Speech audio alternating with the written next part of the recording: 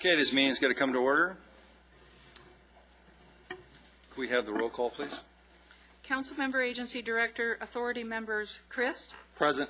Marcus. Here. Mann. Vice Mayor, Vice Chairman Smith. Here. Mayor Chairman Paris. We have a quorum. Okay, could I have a motion to excuse Mayor Paris and Councilman Mann? So moved. Do I hear a second? All in favor? Aye. All opposed? Any abstentions? You want us to vote? No, it's just a quick one. I was aye. It's all set. Okay. Tonight's invocation is by Reverend Maxine Schultz from the Revealing Truth Church. If everybody could remove their hats and please stand.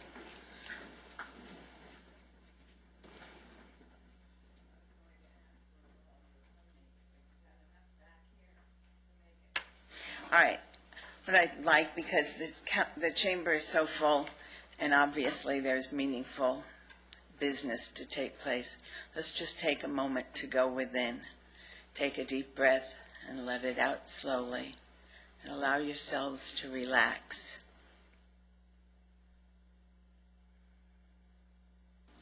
And it's in that relaxed state that we allow Spirit to come through, to guide us, to protect us, to bring us to the full business that's at hand in the Lancaster Council chambers tonight, so that everyone can listen and everyone can be heard and everyone is honored and respected as the children of God that each of us are. I'm grateful for that truth, and I accept it as true for everyone present. And so it is. Amen. Amen. Councilwoman Marcus, could you lead us in the Pledge of Allegiance, please? Place your right hand over your heart and begin. I pledge allegiance to the flag of the United States of America and to the republic for which it stands, one nation, under God, indivisible, with liberty and justice for all. Thank you. You may be seated. Our first presentation is going to be done by Councilman Chris. You want me to help you with this? Yes. I'm just his assistant.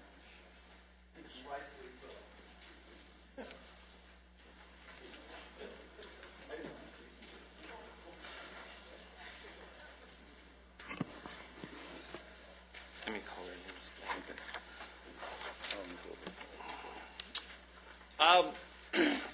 We have some individuals that allow the community and the nonprofits to continue with the great success. These individuals help put on the Fallen Heroes Memorial at the Lancaster Station. They also they cook for the Painted Turtle. They do the cooking for the Veterans Home grand opening. They do the Showdown Rodeo. They do all kinds of stuff for the Sheriff's Department. So could I have Ross Rosino, Ken Haas, Dennis Buell, and John Rica come down?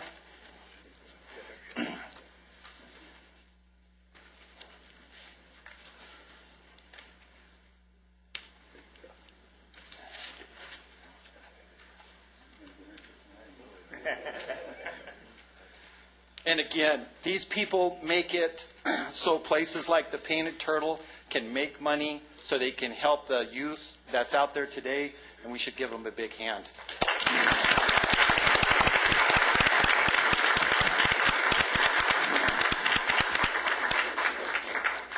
We also have Larry Grooms here from the Assembly Knight's office.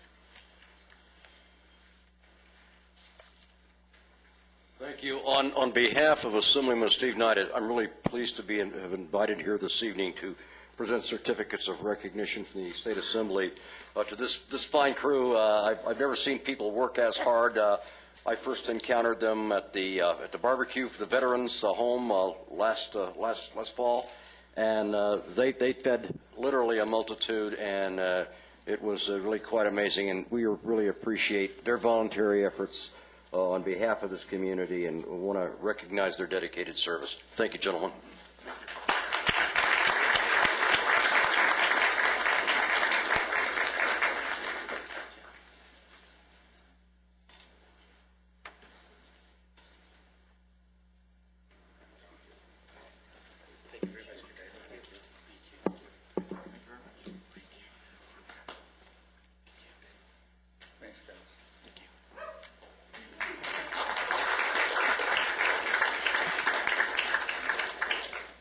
was supposed to be a yeehaw.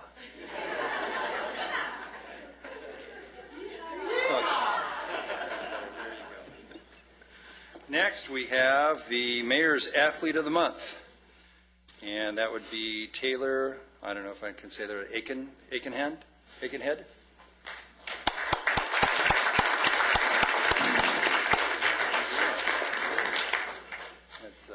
I'm just going to read it because I haven't had it memorized. It's pretty long. I'm going to read this. This is all about you here. Can you make this stuff up for okay, it's good. Good job. Okay, it says, Taylor, a recent graduate from Desert Christian High School, was a member of the varsity baseball team and finished the 2010 season with a batting average of .529 with 3 home runs and 54 RBIs. That's pretty good, Mark? Not as good as Jason's, was it? That's great. Taylor was named as the CIF Division 6 MVP, Desert Mountain League MVP, Antelope Valley Press Pitcher of the Year. Taylor has volunteered his time with working with programs called Helping Hands for Hungry Hearts, which is a club at his school that served food at Grace Resources once a month. In addition, Taylor volunteers in his church's Sunday school program by helping to teach children their Bible lessons. Taylor maintained a 4.06 GPA throughout high school and was a 100% member of the National Honor Society for 6 semesters, a member of the California Scholarship Federation, graduated valedictorian with highest honors, and will be attending Bakersfield College this fall and plans to play baseball there. Now, today at lunch, Mark, who considers himself a baseball aficionado, okay, said you're probably one of the best pitchers he's seen in 5 years. So, congratulations.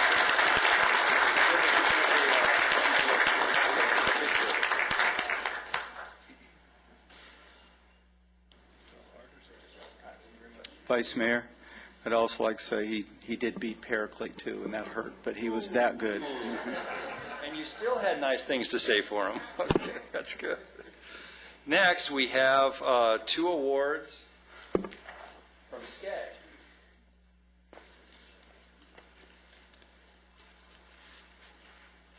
And that's the Southern California, what's the A for it? Southern California Association of Government, right? You sit on that one, right? One of us. Do you sit on that one? Ken does. Okay. Okay, so can we have Mira Maturana? Did I say that okay? Myra? Okay, I'm sorry. And also Emily Warner. So I'll read theirs also. And let's go over here. Okay, Myra has a 4.54 weighted GPA, placing her number 2 out of 278 students. Myra will be attending USC in the fall, making her first member of her family to graduate high school and attend college. Myra was also the recipient of the Gates Millennium Scholarship, which will cover all of her college expenses, including her doctorate. What's your doctorate going to be? Have you decided yet? Engineering. Engineering. There you go.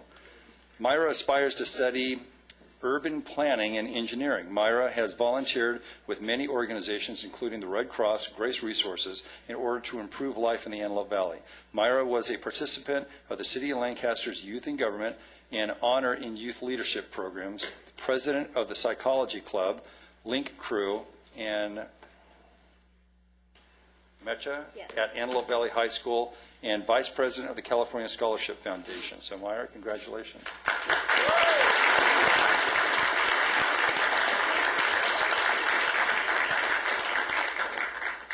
Emily has a 4.52 weighted GPA, placing her 7th out of 278 students, and will be attending Washington and Lee University to study chemistry and engineering. Emily won 3rd place out of 200 entries in a literary contest moderated by Los Angeles County, winning a grant to Washington, D.C. to participate in a conflict resolution workshop.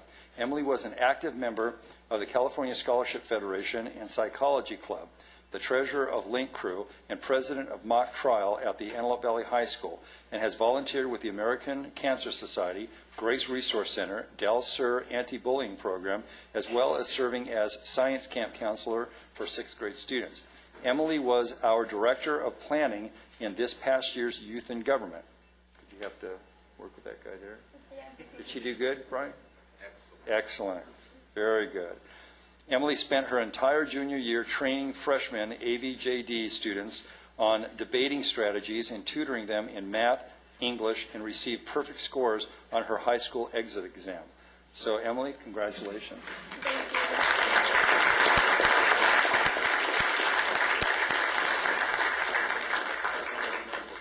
And if any of the other parents would like to come down, you could take pictures as well. Yeah, parents, go.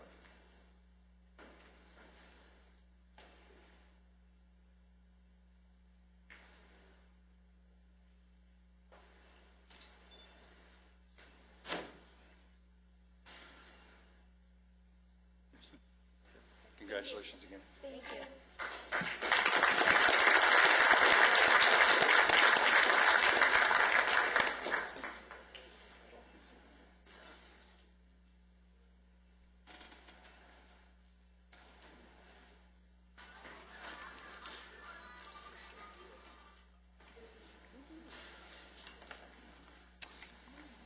Okay, moving on here. We have, thanks to everybody for coming tonight and your participation and your local government. We have cards, speaker cards in the back to make sure that we're organized and make sure we have information if the city manager or staff has to get a hold of you. You know, we do have a rule here that your speaker card for any agendized item or non-agendized item has to be turned in before the start of that item is called. Okay? If it's not, then you won't be allowed to speak. So if you have an agenda item you want to speak on or a non-agendized item, please fill out the cards in the back and get them turned in to the city attorney there. Okay, city manager, is there anything to be removed? No, sir. Okay, let's see, we got the agency consent calendar. Do I hear a motion?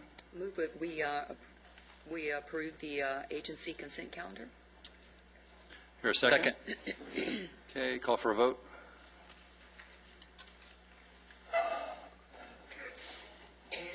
Motion passes. Agency New Business 1, Lancaster Economic Development Initiative. We have, let's see.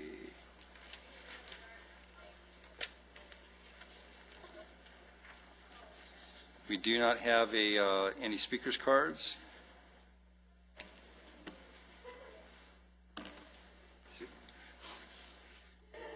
Well, you have a nice PowerPoint there, so I guess we'll listen to it then. Well, I mean, if it's all set up, otherwise we'd pass it, you know. So We'll be you brief. probably worked hard on it, so okay.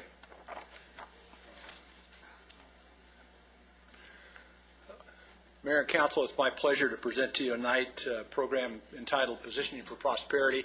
This actually came from a budget message that the manager put together and sort of a philosophy that he wanted to take with economic development similar to what had been done with crime prevention and crime reduction, and really pretty much unite the city team around the effort of job creation. As we all know, the recession has had a profound impact on this community. We still are suffering a 17% unemployment rate. But we do have a brief presentation, and then we've invited a couple of folks that will say a couple words, and then we'd love to have you consider this. The first slide that we're talking about, really, I put up there to kind of remind us that this country has been through this stuff before. This was actually done back in the 30s, and obviously the economic developer of the day came up with the concept of a bicycle, that if people would just get out and spend a little more money and circulate the dollars, everything could be turned around. I heard something the other day that Princeton University had done an analysis of this current little recession that we've had. We lost 8 million jobs in the United States of America. They figured if the federal government hadn't poured $1.5 trillion into the economy, we would have lost 16 million jobs, and that would have made this little blip worse than the Great Depression. So this is something that has had a profound impact on our country and certainly on our area. This is a graph that has been put together by the Los Angeles County Economic Development Council and really talks about the process of economic development. I think it's critical for people to understand that the virtuous cycle really takes cooperation from both the public and the private sector. Obviously, we need business growth, job growth, tax revenue growth, more government services, and then an enhanced quality of life. And if this cycle stops, which is just about where we've been, everything comes to a halt. I wanted to draw an analogy. A book called Good to Great talked about the concept of a giant flywheel. Imagine with me for a minute a 30-foot diameter flywheel mounted horizontally on an axis that is maybe 2 feet thick and 5,000 pounds. And it's our collective task to get that flywheel spinning. If we push, initially we can't get it going, but ultimately we would be in a position where the flywheel would pick up its own momentum and start moving ahead. And the interesting thing is if somebody asks what was the force that caused that flywheel to finally get cooking, we wouldn't be able to tell because it's a true teamwork. What they found in Good to Great, the companies that survive actually have this flywheel, and it is something that everybody pushes on. And of course, that's what we're trying to get going here in the city of Lancaster. To continue the flywheel analogy, let me use this graphic to mention a couple of things. The first is maybe not so encouraging. Let's consider the yellow ball, the economy of the city of Lancaster, and then the exterior flywheel, unfortunately, is the state of California and the United States of America. Obviously, no matter what we do here in Lancaster, we're going to be tied to a business climate in California that isn't all that terrific, and even today in the United States and then globally. The other analogy I'd like to draw, and I think it's more direct, is let's consider the yellow ball to be downtown Lancaster. That's a real-life example of what a true public-private partnership can do. I would defy anybody in the middle of this recession to go into downtown Lancaster and look at what's occurring there, and it's occurring because of public sector involvement, because of $20 million that you voted to spend down there, but it's also working because we have the participation of a very talented developer who really doesn't understand the word no, and I think it really is a perfect example of what we can do, and what we're going to present to you today wants to get this going for the whole town. The next slide is what's called a business stress pendulum, and I'll leave you to determine where the pendulum is sitting in the area. This is actually done for business, but I think it's a direct analogy for a city economy or a business economy. And the pendulum goes back and forth. We know we've seen it on a national basis. One of the problems that we experience, and what maybe we're guilty of a little bit, is what psychologists call the recency effect. We tend to feel that the way things are today is the way they will stay, because our most recent experience is what clouds our vision. And yet, we've been in this town a long time. We know there have been tough times before, and we've come out, and we're going to come out of this tough time. And our whole goal will be to be positioned for that turnaround. So towards that end, let me get into the program. This graphic isn't meant to be read by anybody. We actually have copies of this that we've made available to the council, and we'll make available to the public too. But it's kind of a roadmap. If somebody asked you what you were doing for economic development or job creation, you could point to this. In commerce, we want you to understand that the purpose of that is to increase our sales tax and our tax base, tax revenues. And then in industry, it's all about job creation. So finally, those only come together if we have innovation. We have 3 very specific programs that we want to talk about to show you how we're going to do that. Under commerce, obviously 3 components there. The boulevard transformation, as we've talked about, we really think that that is the perfect start for an economic revitalization of the community. We're going to take our central core and make that the strongest part. Citywide merchant programs, we have a number of efforts that we have with existing businesses. You'll hear about one tonight. We work very hard to be in concert with the auto mall. We'll actually have contracts with all the auto mall dealers now because we want to make sure that they survive. Obviously, the sales tax that they generate is very important to us. And then the third leg under commerce is Destination Lancaster. We had a great meeting yesterday where we actually had about 50 businesses show up, hoteliers, people involved in the tourism industry. We're looking at tourism as an economic development engine. And to be quite honest, it's something that we haven't focused on with the exception of the things that Bob Green's staff has been doing.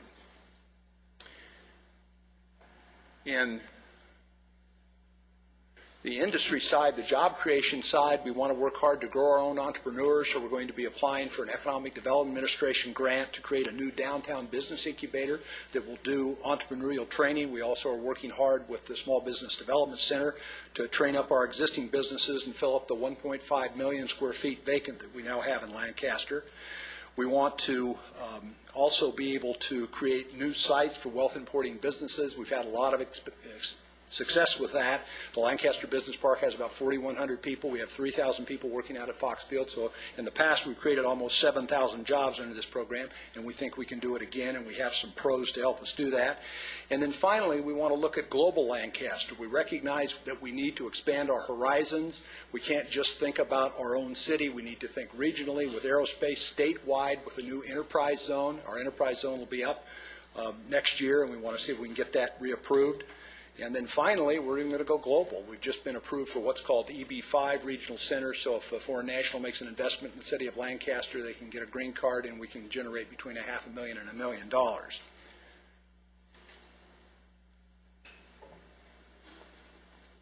This all isn't possible without some new innovation. So first off, we'd like to talk a little bit about business-friendly Lancaster, and to do that, Jason Cottle, our Deputy City Manager.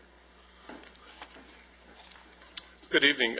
Two things we've realized with the economy, as well as we proceed with the program that Vern's talking about, is that one is new investors have a choice.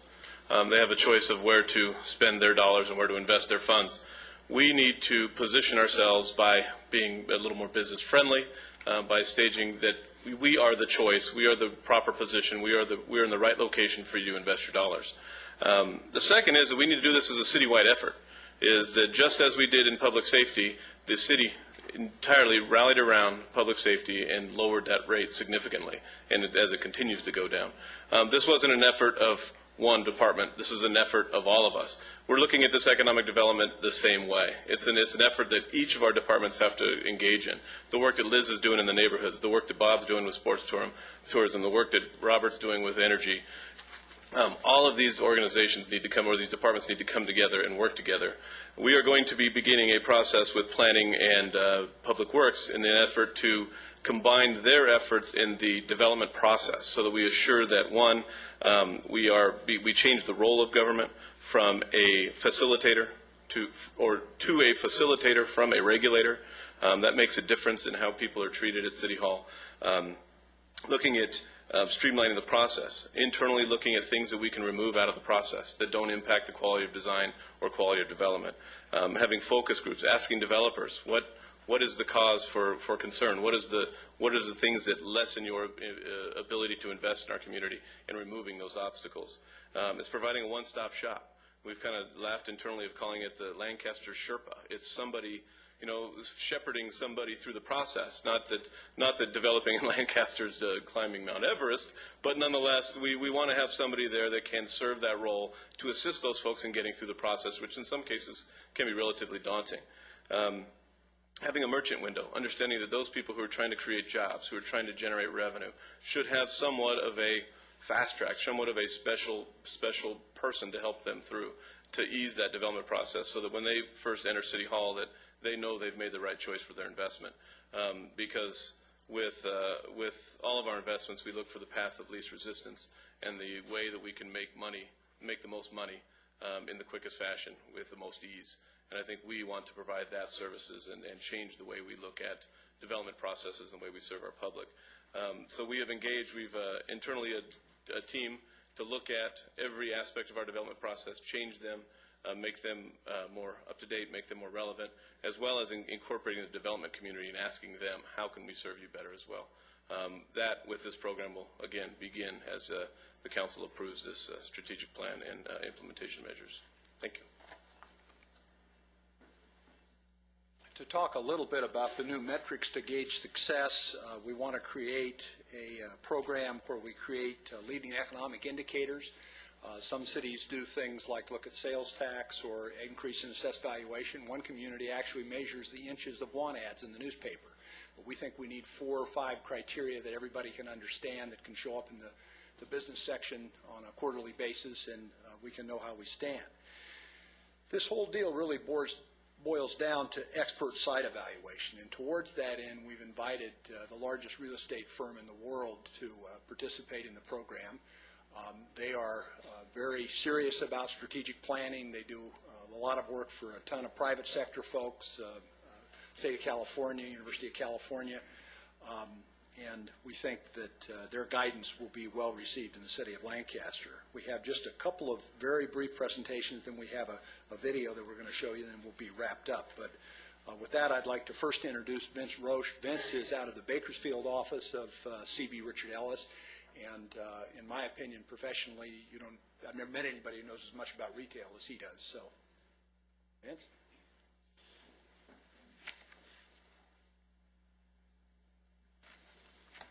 Good afternoon. Thank you for the privilege of being here, and it truly is a privilege on behalf of C.B. Richard Ellis to be here today. Through a series of many meetings, myself and 5 or 6 other members of our company have been meeting with the planning staff to evaluate the city and try to take a third-party outside look into the business community and really ask ourselves, what's our long-term strategic plan for the city in terms of growth, both economically and in the industrial area and office area, as well as in the retail area. And so through a series of many meetings with staff, we have come up with essentially if you refer to our strategic planning and implementation slide here on the screen, it's essentially, we're going to take us about 90 days to collaborate together and essentially try to create a business plan and a roadmap. We believe that all success really starts with a solid business plan where we're collaborating with not only city but the private sector and the local community and getting input and trying to create a roadmap for success, looking and evaluating the competitive advantages of the city, what things we have going for us that we can help generate investment and bring jobs to the area and retailers to the area. What are the things that we offer, and what are our weaknesses, and how do we go about improving on those weaknesses, responding to those weaknesses, and offering solutions to those weaknesses. So we envision this as a long-term private-public partnership that really that comes up with many initiatives. Some will be very short-term initiatives, some will be mid-range initiatives, and some long-term. But it will be a foundation of a business plan to move forward and make recommendations and really work as a voice,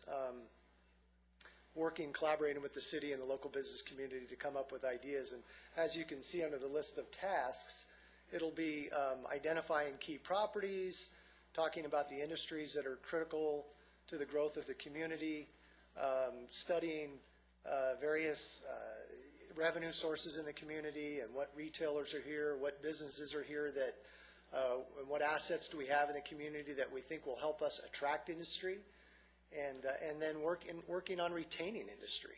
What are we doing to work with our current employees to retain them here and offer them the quality, not just the quality of life, but a long-term future, and letting them see that we are aggressive and serious about improving the overall quality of the city. We will focus on retail demand analysis, looking at the demographics of the city and what type of retailers should be here, what kind of demand do we offer in terms of sales volume, leakage of retail sales revenue to outside cities and other competing cities. So we will embark on really a 90-day to 120-day analysis, and then we'll research what that data comes up with, and we'll make some recommendations and put together a roadmap with the idea, the goal is really being what you see on the right-hand side. We want to know the strengths of the city, brand the city in such a way that we could be marketing the city to private investors and other businesses and people in the Los Angeles basin and throughout, not just California, but throughout the country as well as internationally. As Vern indicated, our company does have offices throughout the world. We happen to have 11 offices in China alone, and we believe that we can take advantage of these relationships and these people in various places and exploit those and try to bring some value to the city and add value to the city in that way. We also we want to improve on the image of the city, and we see an opportunity to do redevelopment and do some things that could improve the visibility in terms of just the curb appeal on certain streets, and do some very small things that will make, we think, big differences. And so we hope to be an interface in that way. And we also believe very much in a collaborative effort. We are very oriented toward team building in our company, and we believe all ideas are good ideas, and we reach out to everybody to do that. So this would not be an exercise where we are going to continue to engage and invite both the local brokerage community, the local business community, and as many people really that can contribute to this blueprint, if you would. We'll have community meetings, brokerage meetings, and where we participate and cooperate with the local brokerage community to get new ideas, so that the winner is really, and the idea is that as the tide rises, all boats rise with that tide, and so collectively we all win and succeed. I'm going to give Craig Peters, who focuses on industrial real estate, a chance to speak, and we are very enthusiastic and are excited about the opportunity, and have been doing business in the city for a long time, and we're really grateful for this opportunity and look forward to it. Thank you.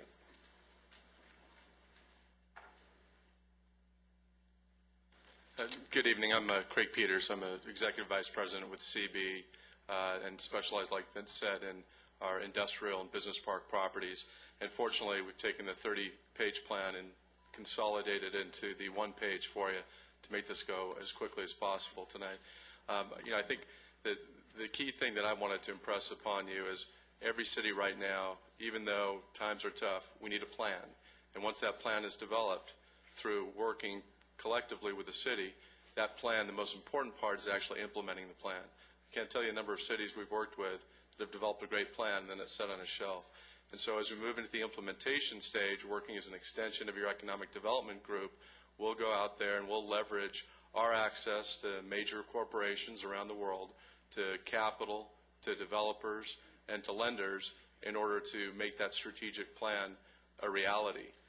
My experience over the last 25 years has been in Valencia working with the Newhall Land and Farming Company. And I suspect you all know 25 years ago, Valencia looked a whole lot different than it does today.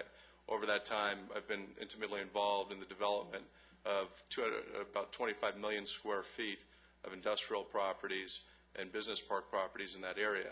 And that's our goal. That's what we hope to be able to create here with you.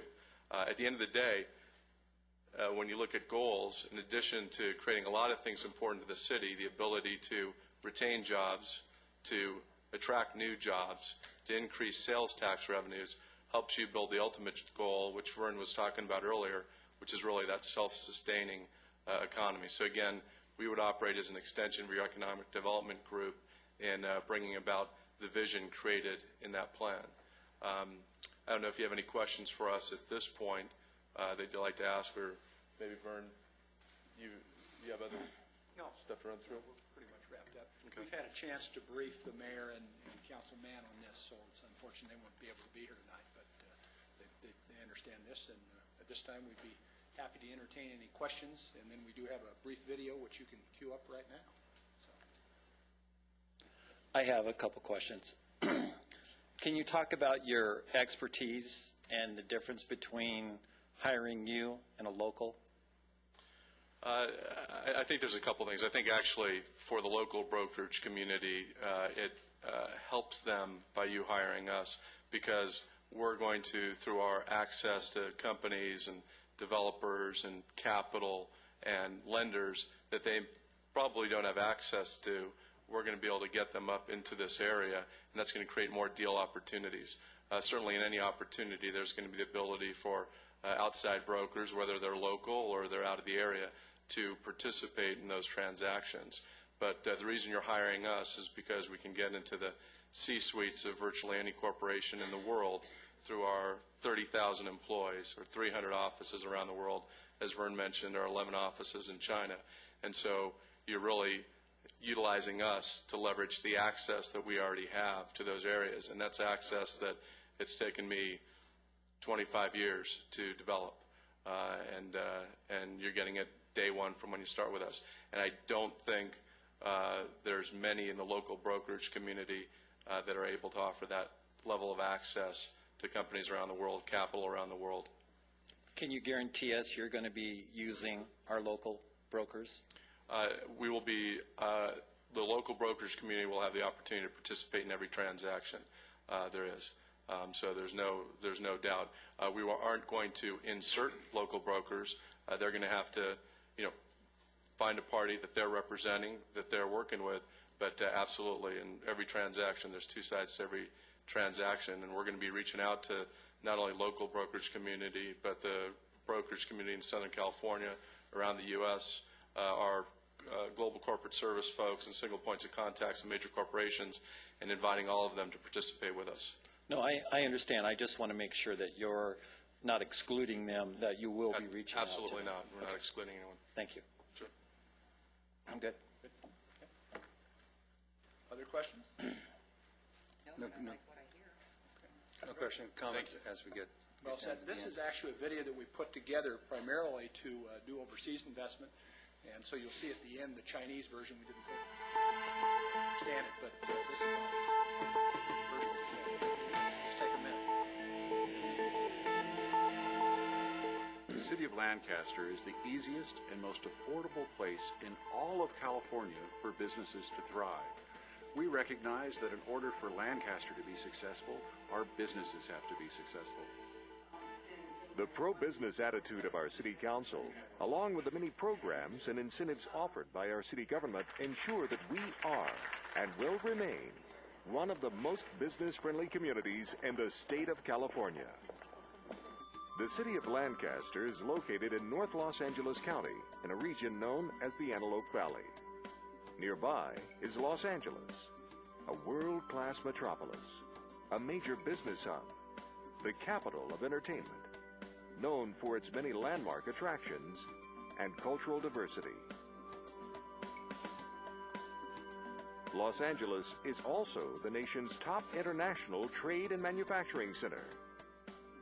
Harbor facilities and Los Angeles International Airport provide direct access to the entire Pacific Rim.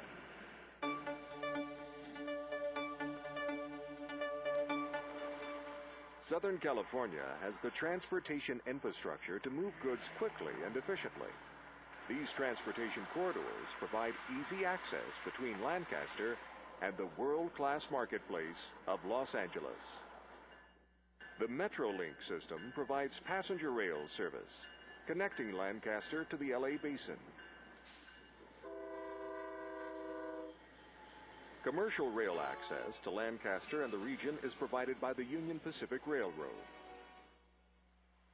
The city is working with the County of Los Angeles to make rail even more accessible with the potential development of an inland port.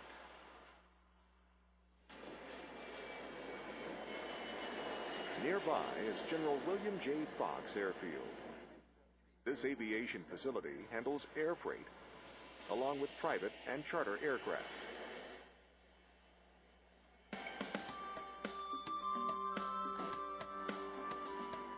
Land prices are much lower than those in the Los Angeles basin. Spacious parcels are available for a wide range of business and industrial activities. Millions of dollars have been invested in water treatment facilities that effectively reuse and recycle water to serve specialized agricultural needs and local industries.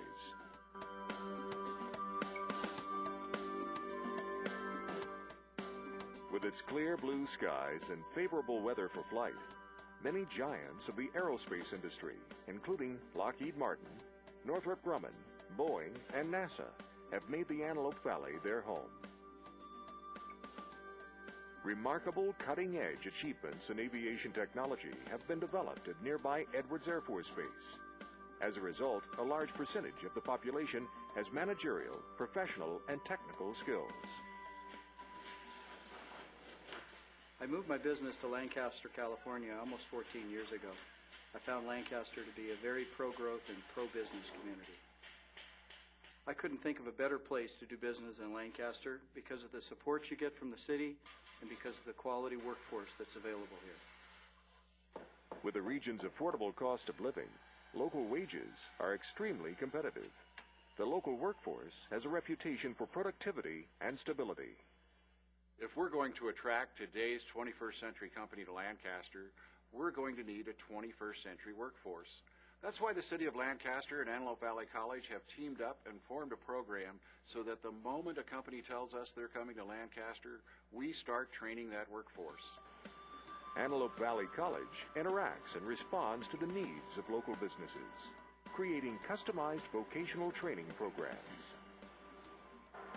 Fortune 500 companies such as Bank of America, Starwood Hotels, and Rite Aid have all established operations facilities in Lancaster, taking advantage of the diverse, educated, and motivated local workforce.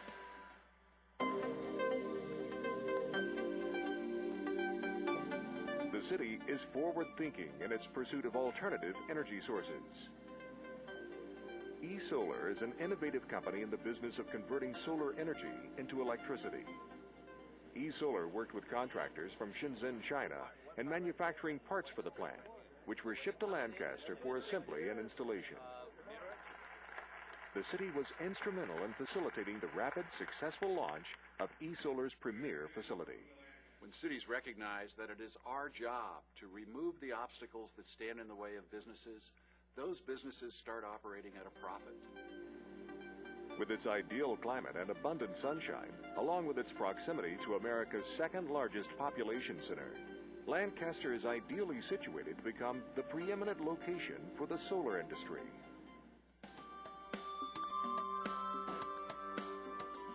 A project to revitalize downtown Lancaster is currently underway.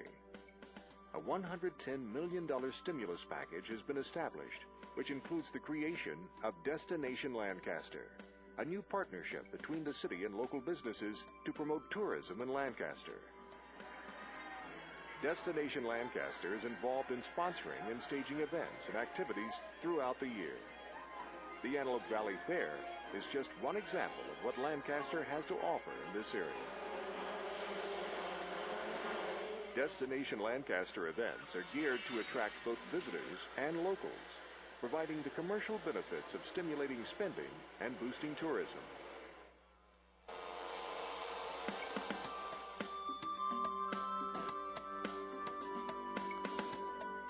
Cosmot Companies is a nationally renowned firm in the field of economic development. Larry Cosmot conceived and created the Cost of Doing Business survey. The survey compares over 400 cities across the United States, analyzing taxes, fees, and incentives that impact business interests. Compared to most other cities in California, Lancaster has distinguished itself because it has an ongoing dialogue with the private sector. We call it the Mayor's Roundtable. What it really is us getting together with the business leaders in the community and figuring out new and innovative ways that we can help the businesses become more successful. And it allows businesses' voice to be heard and investments to be made in that community. The city offers numerous innovative incentives and development programs to aid businesses. These programs and incentives have the potential to add up to millions of dollars in savings for businesses which choose to locate in the city of Lancaster. The incentives combined with a low tax schedule really have put Lancaster in the top performing and most competitive cities in LA County year after year according to the Cosmot survey. The city of Lancaster has received the Eddie Award from the Los Angeles County Economic Development Corporation for being the most business-friendly city in Los Angeles County. When a business decides to partner with Lancaster, they have our absolute commitment. We will do whatever is necessary to help them succeed. Lancaster, California, committed to economic growth and development. Lancaster, California, the clear choice for business.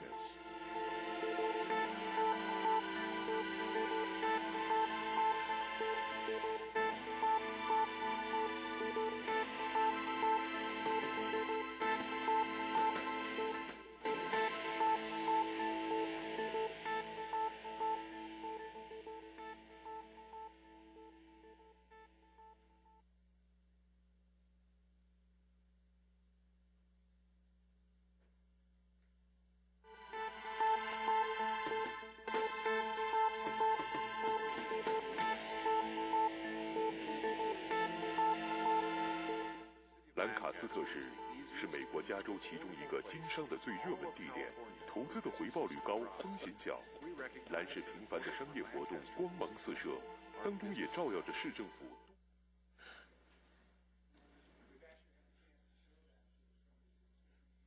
They were very impressed, so believe me, it works.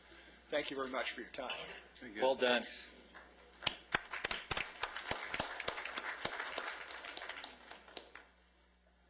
Well, great job for Vern and his and the whole city staff on everything. You know, it's so funny when Scott Ehrlich and I were walking on the boulevard and talking to somebody else about what's going on.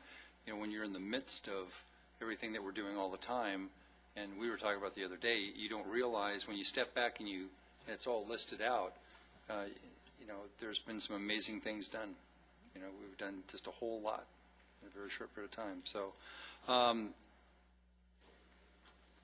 You know, C.B. Richard Ellis, I believe they're the ones who worked on Valencia and brought in all the businesses there. You know, the question always comes up, why don't we have an internal person that can do this job? And when you look at the price tag of hiring somebody internally or going to a company that has, 25 years of experience or more with 30,000 employees and the wealth of information and talent that they can pull from, this is really just, this is when you hire somebody outside, when they can do something for you that you can't.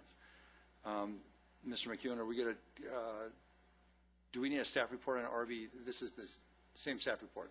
Same thing, that's what I thought. You can take action on both now. You've had the presentation. Right.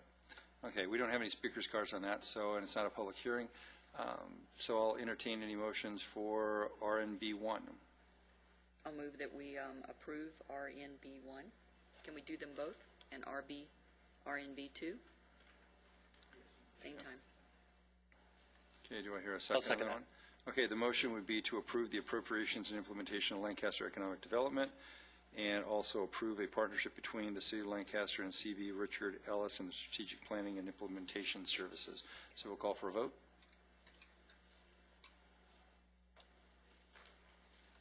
Unanimous. That is on RNB1 and RNB2. City Council agenda. At this time, without objection, I will be moving NB1 to the end of the calendar after the closed session. I don't see any speakers cards on that, but if there's anybody that wanted to speak on NB1, it's going to be heard after the closed session. So City Council consent calendar. Anything to be removed, or do I hear any motions? I'll move that we approve the council consent calendar. Call for a second. Second. Call for a vote. It's unanimous.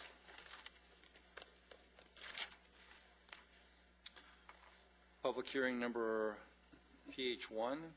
Amendment to Chapter 17 for digital advertising display. Do we, let's see, we have one speaker's card on that. So I'll open the public hearing at this time. Can we ask for the staff report, please? Mr. Ludicky. Thank you. Items that is before you would be an ordinance that would amend the city's existing off-premise advertising ordinance. And the purpose of that amendment would be to establish regulations for the installation of digital advertising displays. The city originally adopted its overall ordinance that regulates off-premise advertising in 1985. That ordinance has worked fairly well for the intervening 25 years. One thing that is occurring, though, is the increased use of technology that is digital advertising displays, and outdoor advertising companies are moving more and more towards using those. Our ordinance is silent on that issue. We have proposed to you a number of amendments to our overall ordinance that would allow for the use of those, would establish the size and height requirements for those, would allow for modifications of those normal requirements to be allowed when there are extenuating circumstances. For example, certain sizes are required in the case of digital advertising displays at times, depending on their location. and would also maintain the general relationship that we have established back in 1985, which is that there's essentially to be no net increase in the overall amount of billboard display area within the city. Certain of the regulations also that would be established with the adoption of this ordinance would be limits to prohibit the use of motion or flashing devices in association with the digital advertising displays. It would allow for the city to use those display boards if they are established as part of an agreement to display public messages and things of that type that we would find worthwhile. And it would also establish a requirement that because of the lighting intensity that is used in these, they have to be more intense in terms of their lighting during the daytime. Our ordinance would require that there be photometric devices so that those displays dim down during the night when they don't need to use as much energy or light to display their message. That would allow for us to make sure that we don't create a visual impact or distractions or problems for drivers. We feel that the ordinance amendments establish reasonable regulations. It gets the city a little bit ahead of the game in terms of establishing those. We have worked with the primary outdoor advertising company that exists in the city, Lamar Outdoor, have worked through these issues with them. They are supportive of the proposed ordinance amendment. They stated that at the Planning Commission meeting several weeks ago, and the Commission, upon hearing that and also reviewing the ordinance, has recommended to you on a unanimous vote that it be approved. I'd be happy to answer any questions that you may have in regards to it. Any questions for staff? I do. Can you talk about the public safety of it, as far as the distraction? A couple of things that we found in our research are potential issues. The largest, which I've mentioned, is the flashing or movement displays that this ordinance would restrict. The other is how often the message changes. Our ordinance, as proposed, would allow a message change every 6 seconds on these boards.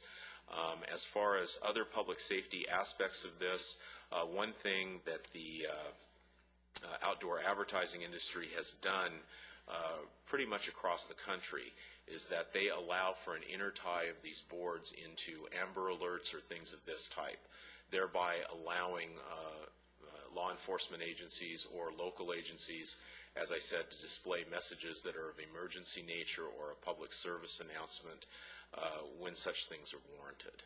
So there are some advantages also, obviously, to the public in terms of this technology beyond just the fact that billboard companies find them very, very useful. Will we be able to use it for, like, the streets of Lancaster, the Poppy Festival? Under the terms of an agreement for a specific relocation or installation, yes, we would be able to do that. And in our conversations with representatives from Lamar Outdoor, they've never indicated a hesitation to do that. And what about solar? As far as the use of solar energy for them, there's nothing that we discussed that really has the technology right now to have on-site solar that serves it. They're connected, obviously, into the grid for electricity, and I don't know, I think there's representatives here that may be able to speak to that a little bit better. They may be able to indicate a preference, for the use of renewable energy versus conventionally produced. Thank you. Any other questions for staff? We have one speaker card, Todd Porter from Lamar, to answer any questions.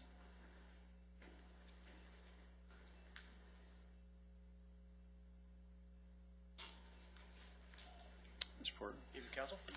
Just if you had any questions, I was available on any of that stuff. Solar? There's no solar application that produces enough power for the digital displays. There have been cases where Hesperia, for example, they adopted in their new sign ordinance that any other relocations that were non-digital had to be refurbished with solar panels to provide normal lighting, and we don't have any problem with that. We don't stand in the way of that sort of thing. We think it's a good idea.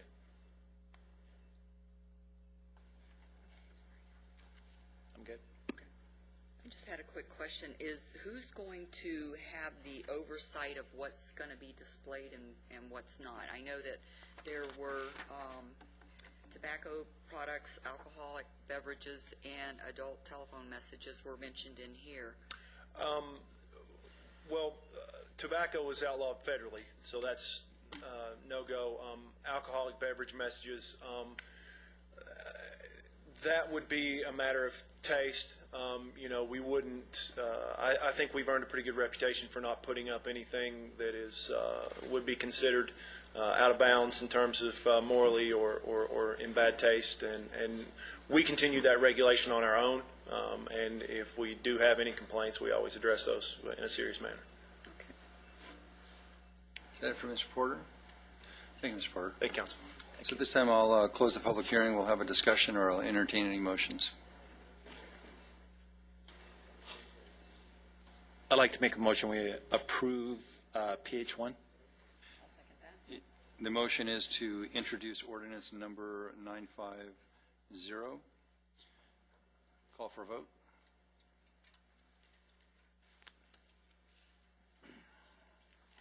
Is that the new vote there? Okay, that's unanimous. Okay. Joint new business 1. Mr. Bozigian.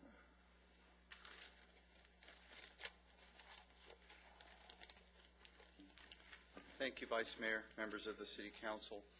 I'm going to start out this presentation. I'm going to turn it over to Vern for a moment, and then we will conclude with Mr. Lou Gonzalez, and I know our City Attorney has some comments as well, too. We are very happy to present to you today an exciting opportunity for the Lancaster Auto Mall and the entire Antelope Valley. There's a lot that's been written about this. It's revolved around politics, two cities, etc. That's the wrong characterization. This is a business. This is about a longtime business person, Mr. Lou Gonzalez, his wife Joyce, who have contributed much to the community, putting their resources towards a new business in the Antelope Valley and taking the risks inherent with starting a new business. Jobs and business aren't created without private business people that take those risks, and that's what this is about. Mr. Gonzalez has been stand-up and honest throughout our negotiations with him. 18 months ago, the auto world changed forever. Imagine for a moment you're Mr. Gonzalez and the many employees and their families that work for him. You were very successful selling Saturns, and then the manufacturer of your product, GM, says, we're not going to make them anymore. Okay? Through no actions of his own, the product goes. And that's what they've had to live with. But we're very fortunate that he has been able to step up to open a new Chevy dealership, keep the jobs and tax revenues in the Antelope Valley, and those jobs are held by residents of Lancaster, Palmdale, and the county. We are now a regional auto mall with the addition to this, and we'll get to that in a couple of minutes after Mr. Lawson talks. Imagine this, though. In one location, we have Chevy, Chrysler, Dodge, Ford, Honda, Jeep, Lincoln, Mazda, Mercury, and Toyota in a single location. You can shop multiple sedans, sports cars, trucks, etc. That's what this means. We'll talk about how we're blessed with a great group of dealers in a few moments, but I'd like to introduce Mr. Lawson to first tell you the deal points that you would be considering today.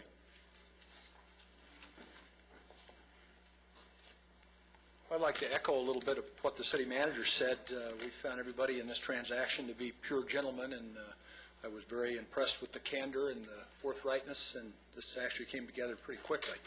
It's actually a three-party agreement, and I want to point out on this map the new Antelope Valley Chevrolet dealership that's identified, and then the surplus site, which actually this slide is a little old. That now has been fully paved. Let's talk about the first leg of the transaction, which is really between the Lancaster Redevelopment Agency and Sierra Toyota, Mr. Jim Hawes. We will actually have an opportunity to buy back that surplus site for a value of $1,100,000. For that, we get a fully improved 4-acre site. We're going to get that as an asset that we can use at our discretion in the future to expand a public parking lot next to the park, or actually use it perhaps to expand the auto mall, depending on the funding sources, and Dave and Barbara will be working that out. Mr. Hawes also is going to assume a $950,000 sales tax note that was previously on the Antelope Valley Chevrolet property, and that will be retired with sales tax in the new Toyota facility. Of course, we all are familiar with the fact that Mr. Hawes stepped up and spent $5.5 million building a brand new Toyota facility, so beautiful that Toyota actually used it to film their commercials, and not a bad step for the middle of a recession. The real news, of course, is the fact that we'll have an opportunity to have new Antelope Valley Chevrolet in the Lancaster Auto Mall. And what you see is the corner. This was the facility that most recently was used by Sierra Toyota while the development was occurring in the renovated building, in the new building. And so now it's surplus, and Antelope Valley Chevrolet gets to have it. They've made us a promise that they'll stay in Lancaster for a period of 10 years. Starting on November 1st, they'll be selling Chevrolets out there, and we will be paying them $20,000 a month for the first year of the dealership. For the next 16 months after the first year, we will be paying them 50% of the monthly sales tax that they generate, and that is capped at a total of $604,000. Obviously, if they're as successful as we expect them to be and sell a lot more Chevrolets, then that could get paid off quicker. Or if the Saturn dealership that they have in Palmdale is either sold or leased. I really appreciated the perspective. He was quite candid, laid his cards on the table at the very first meeting we had with him, and I'm quite excited to be able to work with these people. Thank you.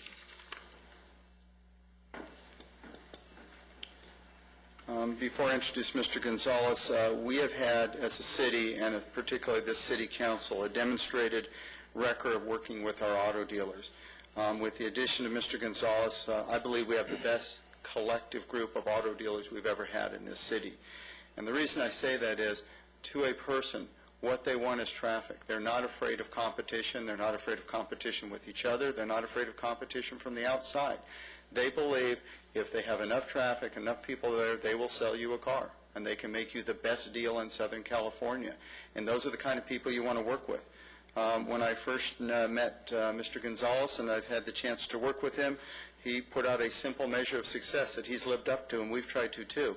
Very simple. Continue to exceed each other's expectations. We've been doing that in negotiations, and I know that as we move forward on this venture, we will continue that with all of our dealers in the auto mall. With that, I'd like to introduce Mr. Gonzalez.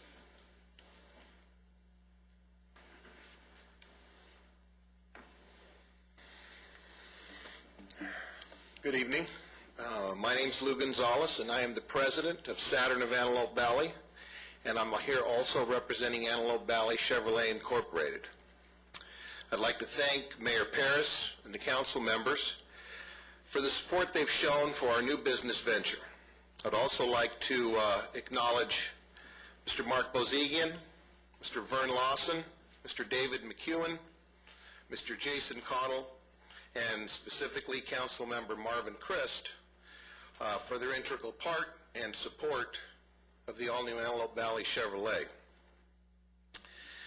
My wife Joyce and I are very excited, and so are our 40 full-time employees and their families, about this new opportunity that we're about to venture out on here in Lancaster.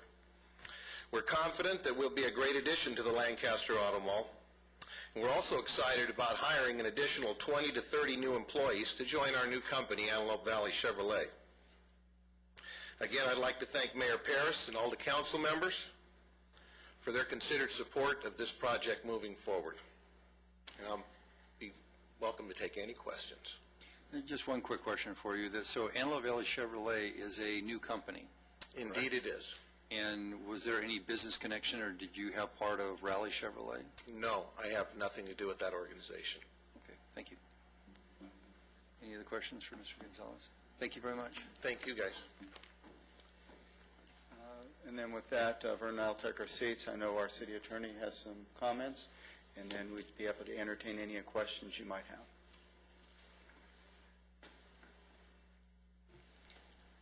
Mr. Vice Mayor and members of the council tonight, a few of you that are here. Just enough. Just enough is correct. I was somewhat shocked to walk in and see Mr. Murray Kane in the audience tonight, and even more shocked that I had a stack of documents laying in front of me that were produced at the 11th hour, apparently, and literally 5 minutes before the meeting, demanding an awful lot of various actions by this council. The tactic of dropping papers on the council's desk at the last, literally 11th hour, is one used by attorneys frequently to confuse and delay things, and I suspect that that's exactly why this has occurred again tonight. The issues raised range from Brown Act violations to a violation of the Health and Safety Code and the Government Code in providing assistance to Mr. Gonzalez. Dave, can I ask a quick question? Sure. Who's the attorney for? Palmdale, City of Palmdale.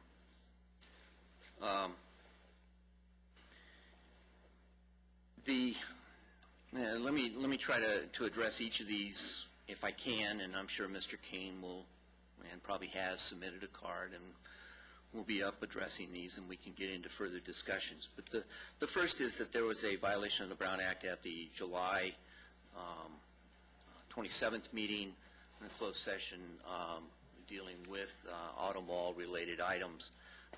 I don't have the agenda in front of me and haven't had an opportunity to go back and research whether or not everything on that agenda was correct. He claims that we left off the property address from the closed session announcement.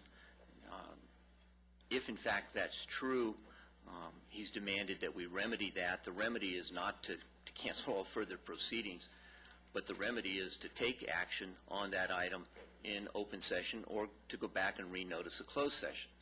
In my opinion, there is no need for a closed session, and approving the agreement in open session cures any defect of having gone into closed session. That's correct. And so I think that's just a red herring of an issue. And okay, the next issue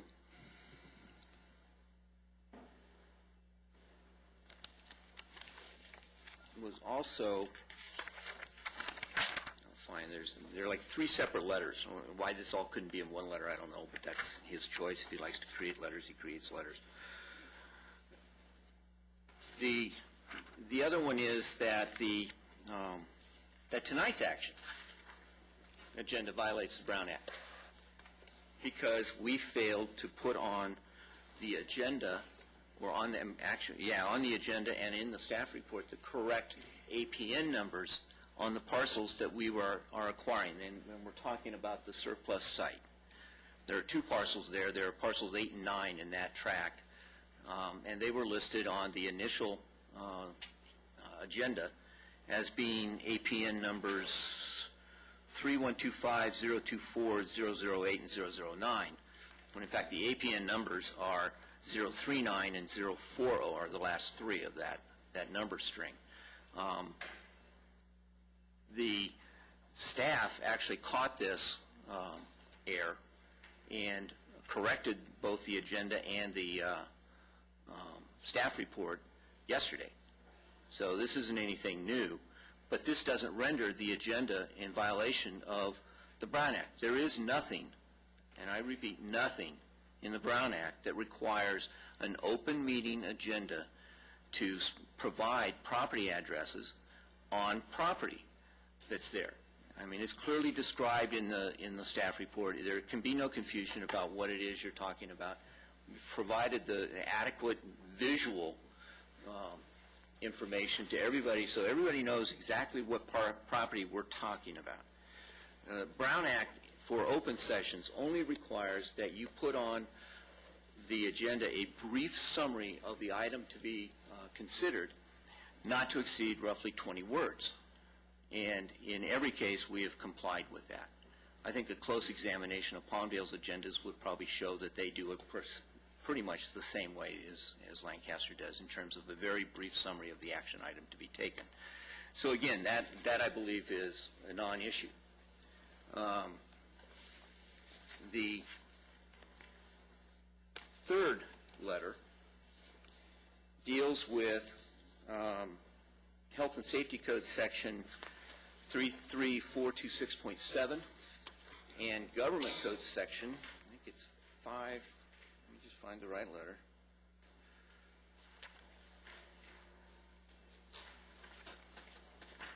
.53084. When you look at Government Code section 53084, it specifically excludes redevelopment agencies from its applicability. So therefore, that section is out the window. The next section is 33426.7, and one that we were legitimately concerned with when Mr. Gonzalez came to talk to us for the very first time about the possibility of locating this new dealership in Lancaster. And just without going back, and I did go back and get the code section, but I don't really need it because Mr. Kane has quoted it somewhat summarily in his letter. And what it prohibits is an agency from providing financial assistance, either indirectly or directly, to relocate a dealership from one city to another city,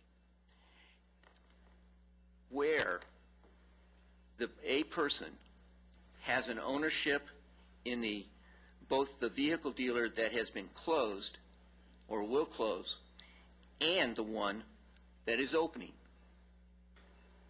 So it's got to be a dealership. It's got to be the same dealership. We're not talking about different dealerships. Now, they've tried to make an argument that him having an ownership in the Saturn dealership makes him a dealer for this purpose, and then on the other side of the equation, an ownership interest in the Chevrolet dealership, the new Antelope Valley Chevrolet dealership, is the same. That's not what this statute says. Can you read the statute there, that section of it? Relocating means, and I'm quoting from his letter. Okay. Now, relocating means the closing of a vehicle dealer in one location and the opening of a vehicle dealer in another location within a 365-day period when a person has an ownership interest in both the vehicle dealer that has closed or will close and the one that is opening. And, I mean, we're not relocating the dealership. That dealership is closed or will be closed. And how did Raleigh, and so Raleigh Chevrolet is closing? Yes. Because of? Effective October 31st. Because they? The Chevrolet component of that. Of Raleigh, that part of the franchise has been terminated. The franchise has been terminated? Yes. And we heard today from Mr. Gonzalez that he had no financial interest or business partnership with that franchise. That's correct. Whatsoever. So, certainly in my opinion, that code section does not apply to this. And the owners of Raleigh Chevrolet are not Mr. Gonzalez's business partners in any way for the opening of a new one? No. Correct? No. Okay. Now, they also object to the staff report because it fails to disclose the price that is being paid for the Haas JCH property. That's the vacant land again. In the very next sentence, the staff report does disclose that the Haas JCH will be paid $1.1 million for the property. That's exactly what we heard Mr. Lawson say. So, again, I think non-issue. It's clear what the price is. It's $1.1 million for that property. Finally, the final issue raised in their letter is that somehow the acquisition or the creation of a proposed public parking lot on the vacant property is unsafe. Well, that's nice. That's not a legal issue. That's a policy issue for this council to decide. And what nexus is that with a new dealership? None. They're separate agreements. We will have separate actions on your agenda. The first action is to approve an agency resolution and a city council resolution authorizing the acquisition of that property. And then the second action item is to direct and authorize the city manager to execute the agreement, which we would anticipate will be final by more than likely tomorrow. We have some real nits that are just being finalized, and as soon as we get agreement on some specific language changes, the deal will be changed. We will not change the deal points that you've been provided in the substance of the transaction. The substance will be identical to what's been presented to you at tonight's meeting. Mr. Kieran, let me ask you a question on the dealership ownership and what the government code says about that Mr. Gonzalez is not in any way affiliated with Rally, the company that owned the dealership now, and then Rally's not, or the owners of that is not involved in the new dealership. What's the difference between what is going on with Mr. Gonzalez now, or the difference between Rally Chevrolet losing their franchise, or their termination of the franchise, and somebody coming here a month or 2 months later and saying, we want a Chevrolet franchise and we're going to open up in Lancaster? There's no difference. They're separate entities, separate ownerships, separate dealerships. And so it's not a relocation of a dealership. Okay. Any other questions for Mr. McEwen? Okay, that being the case, Murray Kane, you have 2 cards in. You only get 1. So you get 3 minutes. Speak to 2 different public entities, the City Council and the Redevelopment Agency. No, you get to Each is speak required on, to give a reasonable opportunity to be heard. So no, your reasonable opportunity is on joint new business 1, which you get a reasonable opportunity of 3 minutes on 1 item. All right, I'll speak. So you get 3 minutes when the yellow light comes on. You got 30 seconds. So thank you. I'm Murray Kane of the law firm of Kane, Baumer & Berkman, appearing on behalf of the City of Palmdale and its Redevelopment Agency to strongly object in the strongest possible terms to this flagrant violation of the statutes that have just been discussed. Lou Gonzalez is a vehicle dealer in the City of Palmdale. Lou Gonzalez is relocating from the City of Palmdale. Lou Gonzalez is going to receive financial assistance from you, if this is approved tonight, to finance that relocation. The courts have told you you can't do this. And the judges are going to say, if this thing goes to court, the judges are going to say the same thing to you that they told the City of La Mirada when La Mirada took a big box retailer from the City of Carson. And I'm going to quote from that case. They talked in there about the fact that these statutes are enacted for the express purpose of preventing expenditure for competition between municipalities for sales tax. And as an aside, the largesse to Mr. Gonzalez is exactly what these statutes are talking about. The court indicated that the competition among municipalities is exactly what this statute was designed to stop. We have a statewide fiscal crisis, the court said. The bidding wars between local governments to determine who could give a greater subsidy, which, by the way, is exactly what happened here, by the same legal entity, Antelope Valley Chevrolet, Inc. This bidding wars are particularly damaging when the efforts are to relocate to a neighboring city, and to see which city can come up with the biggest package. That's what's illegal. And they talked about the legislature's intent. The provision of this financial assistance is to obtain public funds from local entities as subsidies. This results in the loss of public funds, that the people of the state of California get no benefit from which off-ramp the Chevrolets get delivered to be sold. The state doesn't get a penny more. The people of the state of California don't get a penny more. And the judge talked about ensuring that these local resources in a fiscal crisis are not thrown away. And the predatory competition among cities for sales tax and the resulting squandering of the public money is exactly the evil that was designed to be stopped. There's no question here that this is exactly what we're talking about. Lou Gonzalez is a Palmdale vehicle dealer. He signed agreements, and I've given you all these documents. 30 seconds, Murray. Thank you. He signed agreements as a Palmdale dealer. He's president of the Palmdale Dealers Association. General Motors named him as the Palmdale Chevrolet dealer. Here's 2 documents from General Motors. Lou Gonzalez testified under oath he was the Palmdale Chevrolet dealer in an arbitration proceeding, which I've given you. The arbitrator found that he was a Chevrolet Palmdale dealer, and Lou Gonzalez testified that's who he was. General Motors testified that's who he was. Lou Gonzalez put ads in the paper. You really need to see this. But he's That's the it. Chevrolet Thank you, dealer. Mr. King. But wouldn't you want to know that he had an ad Mr. Kane? inducing people to buy Chevrolets in Palmdale? Thank you. Has your attorney told you about the definition of vehicle dealer under this statute? Because you had an interchange Mr. with him. Kane. He didn't even mention the statute. Mr. Kane? So it's very clear that... It's over.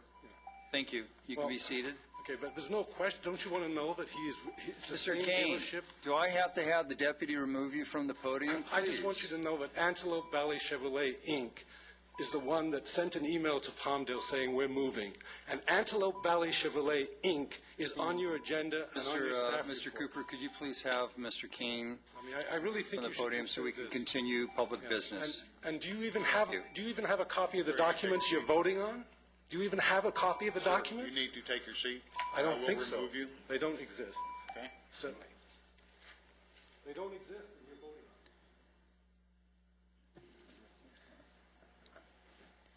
on Mr. Vice Mayor, members of the council, the terms of the agreement you have before you, and that is sufficient to give direction and delegate that authority to the city manager to finish off and bring back the signed agreement. The case that Mr. Kane was referring to, the La Mirada case, dealt with the relocation of a big box retailer from Carson to La Mirada. The retailer was owned by the same company. It was the same company. The issue in that case was not the application of this statute per se. It was the definition of retail. And the argument made by La Mirada was that in that case that big box was not a retail dealer. They were a wholesale dealer.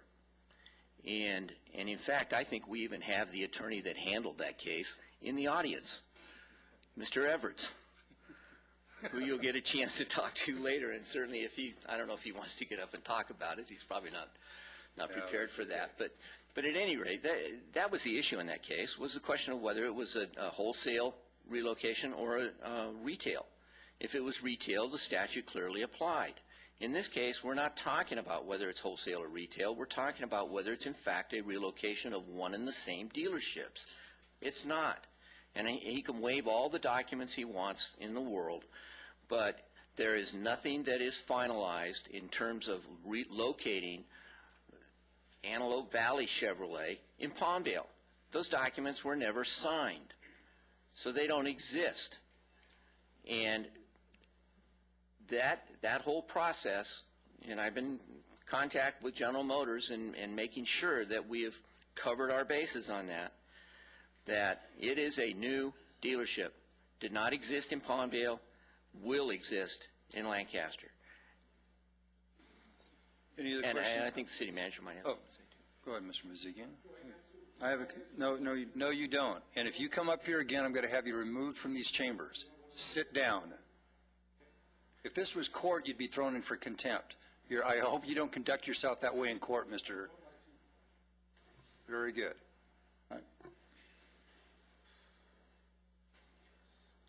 Can I? Yes, go ahead. First off, I'd like to say I can't tell you how disappointed we are in the characterization of Mr. Kane of what has occurred, both towards Mr. Gonzalez and towards the city. We are not talking about a bidding war. We're talking about open and honest conversation of a new business, and I resent greatly any characterization otherwise, and I think it's very unfair to the private business person and to the city of Lancaster. The other thing I would say, and I'll go further to say, and to the Antelope Valley, the other thing I would say is that, quite honestly, I'm very impressed and proud of the way that Mr. McEwen has been able to, without any advance warning, to deal with every one of these issues. And I think he's given you everything that you need on these issues without having the benefit of being able to research it for any length of time. So thank you, Dave. So, Mr. McEwen, you had an opportunity to peruse the legal dump that was given to us 5 minutes before the meeting? Yes, sir. And peruse? I didn't read all the documents word for word, all the supporting documents, but I read his letters. Okay, great. All of them. Any other questions for Mr. McEwen or staff? I have a couple comments. First of all, Lou Gonzalez I've worked with for 15 to 20 years.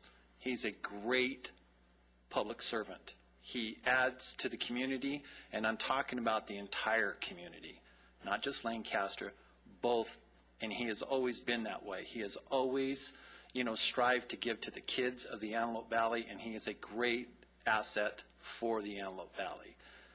That being said, the next part's going to be the political part. When I ran and I was elected, Mr. Wilson called me and he talked to me and he said, what's your plans? And my first plan was to work with the cities and get them to work together and to get them to share, to do things, and to actually work together. And frankly, Mr. Kane, this is not the way you do it. This is not what we're talking about. You're talking to us about squandering money. No, sit down.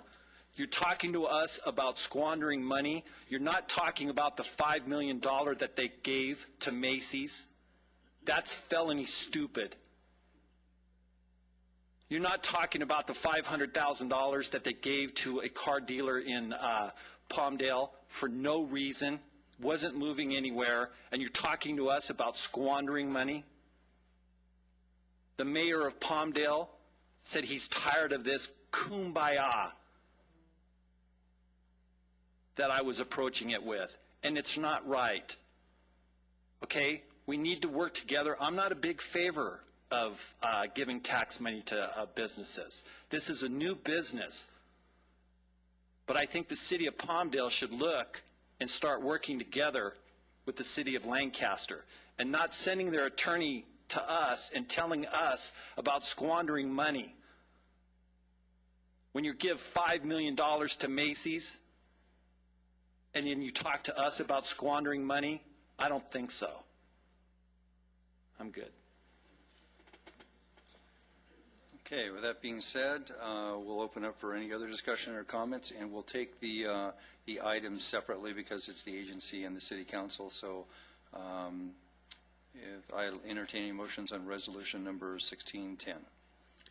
I move we adopt agency resolution number 1610. Call for a second. I'll second that. Call for a vote.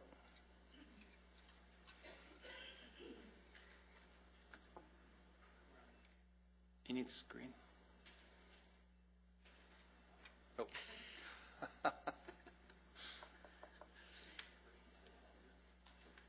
That's okay. Do we need to vote again, or do you have it? There you go. It's unanimous. Okay, on resolution number 1062, do I hear a motion? I'll move we adopt the city council resolution number 1062. I'll second that. Call for a vote.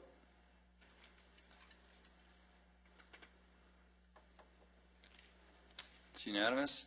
And also to authorize the executive director or his designee to execute an agreement and any other related documents for all the other stuff that's written down there. So do I hear a motion on that? I'll move that we'll authorize the executive director or his designee to execute an agreement, etc. I'll second. Call for a vote.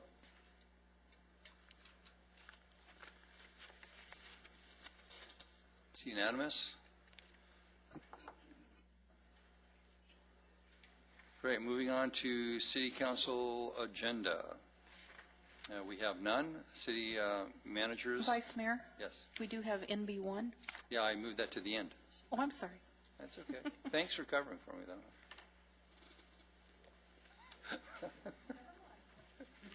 though. Never mind.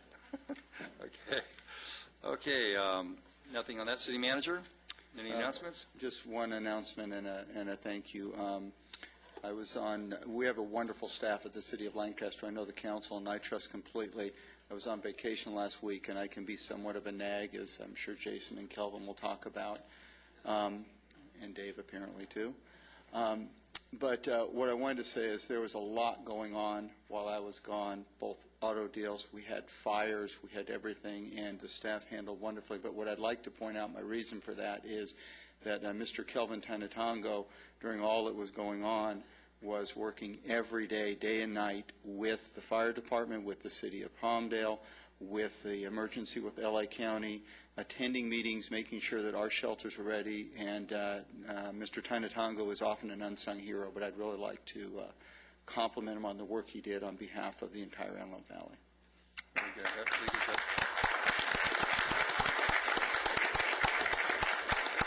I know I was getting emails from him late at night, so I know he's working. So is that it? Okay, Madam Clerk? Ladies and gentlemen, this is the time for you to address the City Council on any items that are not on the agenda. You'll find speaker cards at the back of the council chambers. We ask that you fill them out as clearly and concisely as you can so that if the City Council or city staff wants to get a hold of you, they will have all of your information. As much as we appreciate your request to make comments before your 3 minutes begin, please understand your time begins when you begin to speak. Individual speakers are limited to 3 minutes each. When you approach the podium, you'll see 3 lights. The green light comes on when your time begins. The yellow light comes on when you have 30 seconds left. And the red light comes on when your time is up. We ask that you be considerate of the allotted time to allow other speakers to have their 3 minutes as well. Following this procedure will allow for a smooth and timely process for the meeting. State law prohibits the City Council from taking action on items not on the agenda, and your matter will be referred to the City Manager. Thank you. Okay, first speaker card, Christine, no last name. What's that? No, I have a Christine with no last name. Let me see if there's any other speakers cards. Jackie. No, you must have been just so excited to speak, you just didn't write your last name on it. So we'll take it. It says public business from the floor, Resolution 1054. No, you get your shot. If you want to pass it, we'll go on. You can speak, or we don't do an aggregate, kind of thing there. There's no passing on your minutes. Okay. Thank you for having me here. I came to speak on behalf of myself, my children, my husband, and our Hispanic community in my opposition to Resolution 1054. When the members voted in favor of SB 1070 by creating this Resolution 1054, I was not aware of such a resolution until 4 p.m. on that day, and it did not give me much time to prepare, and I came to speak from my heart and why I thought it was wrong. I have been in the Antelope Valley since 1991 and have seen the tremendous growth due to the fact that Hispanics have moved into the Antelope Valley. And I can see your greatest concern. I pulled us some statistics from the Lancaster website, and it shows that the population of Lancaster, if the numbers are correct, is about 157,000. The Hispanic number is 57,570, which covers 37%. White are 54,059, which is only 34.8. Black alone is 31,395, and the rest is for the others. It's a great concern for me to see that Mrs. Marquez as well and Mr. Mann, that on the last meeting he mentioned that he was married to a Hispanic. And both of them voted for the resolution. I guess this is a good way to get rid of your in-laws. Whereas the city of Lancaster should have federal immigration policy to the federal government to uphold and not create Jim Crow type laws. And where the citizens of Lancaster abhor and decry and an all races policy of any kind and do not want our city to be known as such.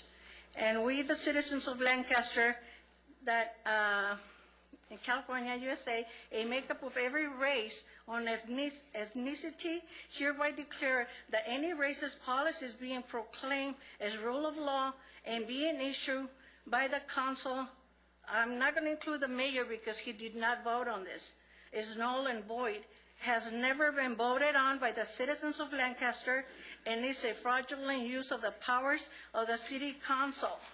And where the 3 seconds. federal government of the United States has previously called for a worldwide boycott on any and all countries because of their racist policies. We, the citizens of Lancaster, and all the citizens of the surrounding cities of the Antelope Valley, those non-racist citizens should do likewise and boycott the city of Lancaster.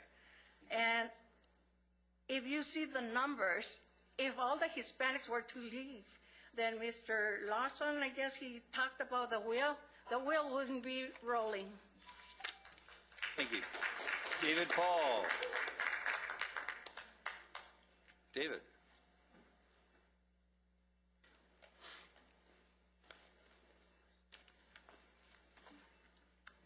Mr. Vice Mayor and Council, good evening. I heard here tonight every idea is a good idea. I hope you think my idea is a pretty good idea.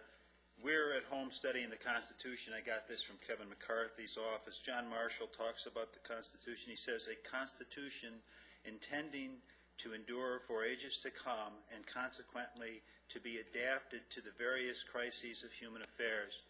That's what our Constitution is supposed to do. We're certainly in the middle of a crisis of human affairs, and instead of changing something as sacred and difficult to do as the Constitution, it's easier just to change people's minds. I went down to Palmdale last week. All this talk about opposing the legalization of marijuana makes me think about the story I read in a magazine 30 years ago called Grandma Was a Junkie, and it talks about when there were no laws against drugs back in the turn of the 19th to the 20th century, and the San Francisco socialite women would degrade the Chinese who would lay in opium dens and smoke opium while at the same time they'd be home eating opium and putting it in their babies' bottles to get them to sleep. A lot of people think that the government invented crack to keep people of color down. I don't believe that, but I do know that the foreign policy of the British government at that time was to enslave people using opium, and you can get hooked on a lot of things. Meth, booze, cigarettes, prescription drugs. There's a long list of these things, or the righteousness of believing that you got the one true faith and you're entitled to blow people up. All these things you can get addicted to, but not marijuana. You cannot enslave people with marijuana, and that's the thing I'm trying to get across. There's been a lot of back and forth in the paper lately about faith and religion versus atheism, and they're somewhere in the middle where we just love and appreciate God. God is unknowable, but there are things we can know. And I think about the people that are stuck in the middle. And so this is what I'm trying to do.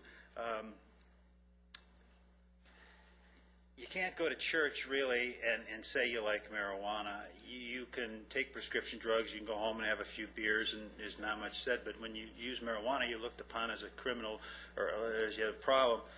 So my idea is to have a church where you can explore the mysteries of God and fellowship of kindred people who don't believe that marijuana is the devil. And we need to do that. I want to call this the Church of the Responsible Party. You know, you're the responsible party. People have to learn that, and they have to learn to party responsibly. And I've said this before the Criminal Justice Commission. If everybody in the world just smoked marijuana and gave up all these other drugs, the world would be a wonderful place. So that's what I'm embarking on, and I'm here to enlist any help I can. I have a website, thechurchoftheResponsibleParty.com, and you can email me at joy@thechurchoftheResponsibleParty.com. Thank you. Thanks, David. Julie Foster. Good evening. My name is Julie Foster, and I'm the founder and owner of Overdid It Massage Center. I've been here before. I stood here on February 23rd and requested a meeting with Mr. Paris to discuss how the laws being passed and enforced are hurting legitimate massage establishments and the workers who work for me. That meeting has yet to ever be honored, even when we requested through Tatiana. I am here tonight to point out to you yet another example of how the arbitrary laws are hurting my business and my workers. When I opened Overdid It 2 years ago, we were propositioned about once a month for sex. Now, 2 years later, we are propositioned at least 2 to 3 times a week, either by phone, John's walking in, or indecent exhibitionists in the house. My workers do not feel safe anymore, and no worker is ever left alone for safety reasons. According to MassageWithHappyEnding.com, there are 10 fully functioning brothel-like massage establishments who happily list photos of their place, the breast size, and the age of the girls who work there. what they will do to you, what they will allow you to do to them, and whether or not they will take cash or credit. All of these are functioning within the city limits and in most cases within 5 miles of my store. Because of the increase in Johns, it is no doubt to us that they are flourishing in our city. Because of this, I have been looking for a new location to move to.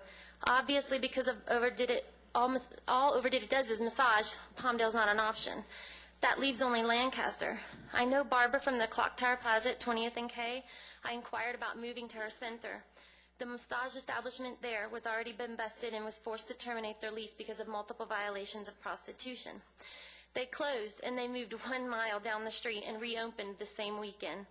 Now, because Jocelyn Corbett, the state ordinance writer, sent a letter to the landlord at 20th and K threatening a seizure of assets and a hefty fine for leasing, knowingly or unknowingly, to a massage establishment who participates in prostitution, I will not be able to move to that location. I cannot move there now because the landlords have established a company-wide policy saying they will no longer lease to any massage establishment whatsoever. From my understanding, they own 15 retail shopping centers up here. This severely affects my ability to relocate. I asked the same question to Ms. Corbett, and now I ask it again to you. How did the city achieve its goal? If the goal was to stop prostitution, then how was that goal achieved?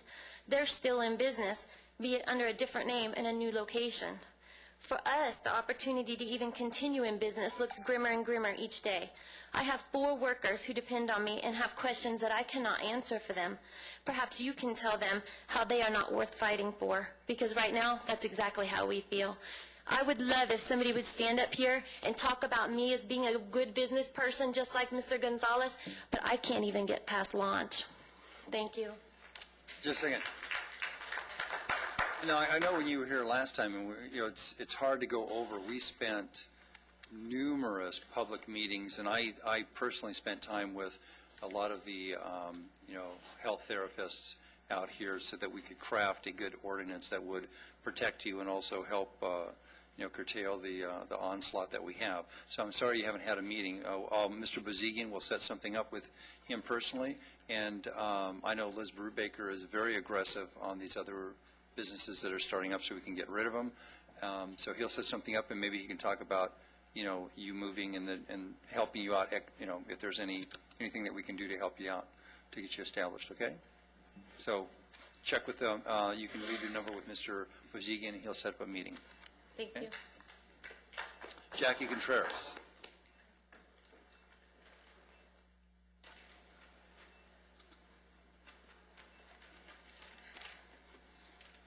Good evening. My name is Jackie Contreras. I have been living here for 21 years in Lancaster, and I've always been proud of it. I was out of town on July 13th of this year when I found out there was a resolution that was passed, the 1054. I would just say that whereas the City of Lancaster, California, USA has passed a local ordinance as it relates to accepting or not accepting matricula consular ID cards contrary to federal law, and to whereas the City of Lancaster, California, USA has seen fit to create numerous bogus laws predicated on the personal views of the City Council and shown to be the ploy of a group of individuals with hatred in their heart and anger in their souls, mayhem on their minds, and deception as the main goal. And whereas the City of Lancaster, California, USA has been delinquent in upholding the state and federal laws, and that the security and the safety of all its citizens, and whereas America and the land of the free, the home of the brave, shall not perish to racism and hatred, but shall do its best to wipe out racism and hate as they did in other lands around the world. Whereas the government of the United States has fought wars across the globe to halt racism, dictatorial policies, and to whereas the government of the United States decries any immigration policy that has not been created by all people. We all have been immigrants. I've been born a citizen of the United States and always have been very proud of being a citizen. And when I saw this, I was very embarrassed and saddened that this was passed. Thank you, ma'am.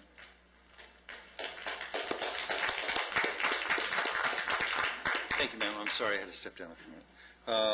Lilia Galindo.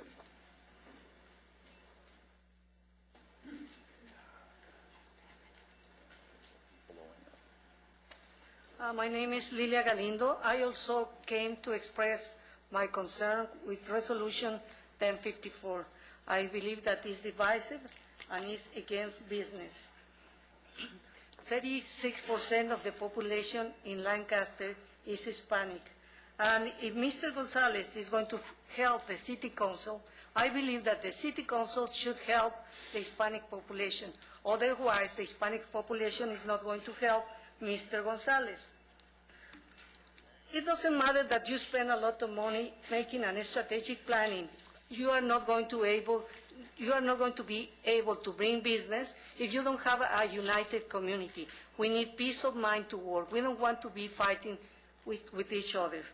I believe that you have lost the big picture. You don't see the big picture. And the problem is that it's not the Hispanic population cleaning your house or doing your garden.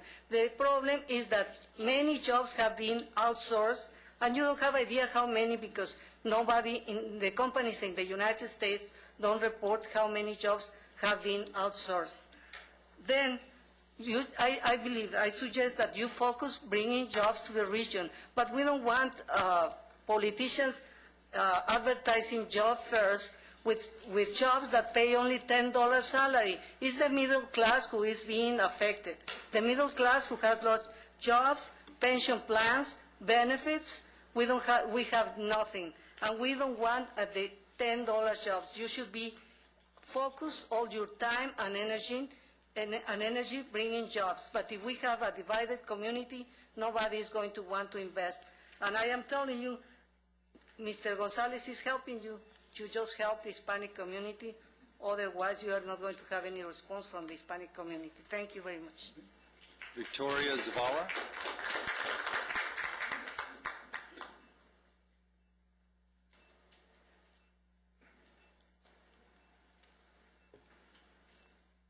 Good evening, council, staff.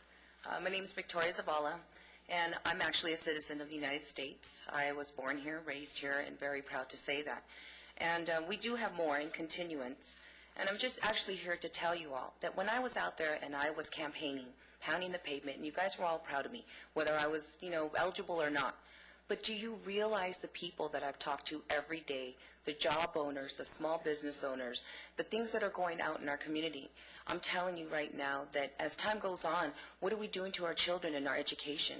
I can compare with what the other woman said about the businesses. They're already here. Keep an eye on what's really important right now, you guys. There's already collectives established here. I'm not here to talk about that, though. I'm here to talk about the city of Lancaster, how you guys do really, truly segregate us. I'm proud to say I'm a resident of Quartz Hill. I'm a Palmdale partner. I graduated from there. And I think we should do the same in the city of Lancaster. Why don't we have an academy or a class that we can help desensitize local law enforcement so that we can get more involved? I see that there's programs like Unite and Weed and Seed. Where are we, though? Mr. Gonzalez is involved, but this other woman has been asking you guys since February. I know the feeling. I know the feeling. You guys have to look at leadership when you see it. Recognize when the community is embracing you guys. We're trying. We've been here. But if we don't get our voice out, and it's true what Mayor Perez said, I'm going to agree with him, but I don't like the way he said it. Victoria, you're right. The people don't vote. The Hispanic community and the African American community don't vote. But my arms are here, and I'm here to take you guys, and I'm here to listen. So we're here today to tell you guys, please, please, relook all over this again, because this is going to cause hatred. Eye in the sky, we've got the Metrolink, we've got downtown Lancaster, all these things that are coming. But what are we doing to say we're really inviting you? You showed this slideshow, but when I was taking a few notes and I seen a few things that were going on, you talk about education, but really let's talk about the truth about AV College right now. Kids are having a hard time getting in, crashing classes, they're really upset. Now you hear advertisements on the radio about homeschool. I was in the DARE program, but I think the new DARE program should be, capitalism and Schoolhouse Rock. Do you remember that, the cartoons? Because we're not teaching our kids the fundamentals. We're all about the iPods. We're all about what's easy. We're homeschooling. We need to open up and get together with Palmdale, Lancaster, Quartz Hill, the entire Antelope Valley. Let's not segregate. Let's get together. Let's unite. That's what we're here for today. Thank you. Thank you. Robert Alvarado, welcome back.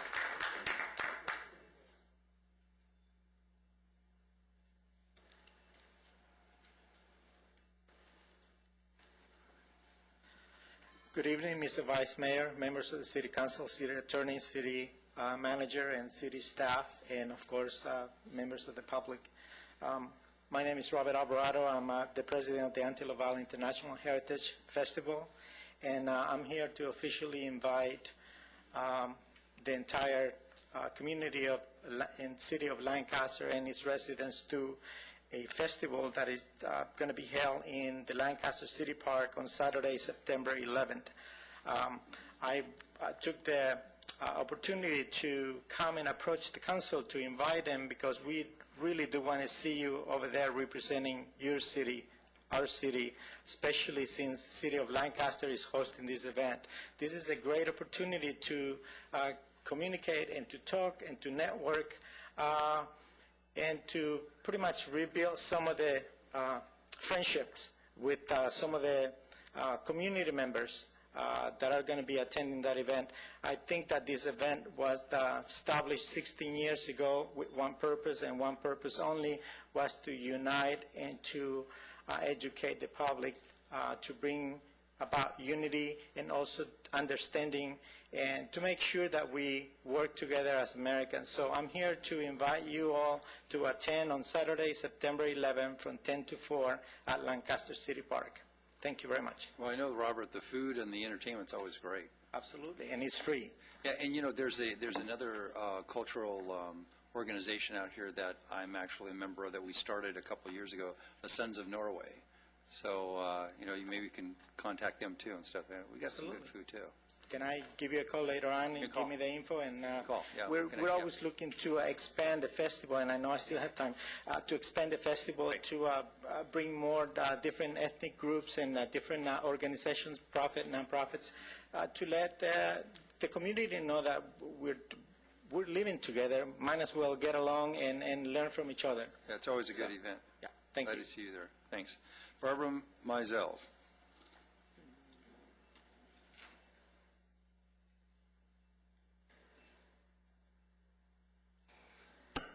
Good evening,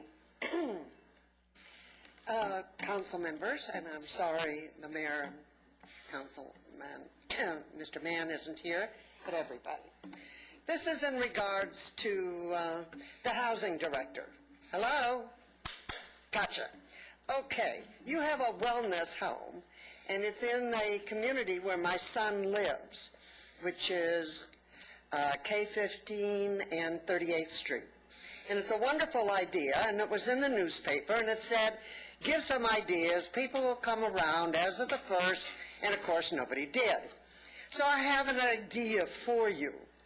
There are a lot of people in Lancaster who are elderly, and those that are not handy but have a home or need somebody in an apartment. I have a son, Christopher Mazels, and a granddaughter. He is a single parent. He is a carpenter. He's a mechanic. He is wonderful when it comes to using his hands. He can do minor electrical, anything. So wouldn't it be an idea for the housing director to get together with a contractor and hire some of these men who are talented, who don't have a job right now because they're not building homes, and the unions are mostly Latino now, and according to the law, you cannot check to see if they are legally in this country. So anyhow, my suggestion is, my son and other carpenters and electricians who no longer have a job but have a family to support and a home will gladly go through any kind of, so they can have work, just work.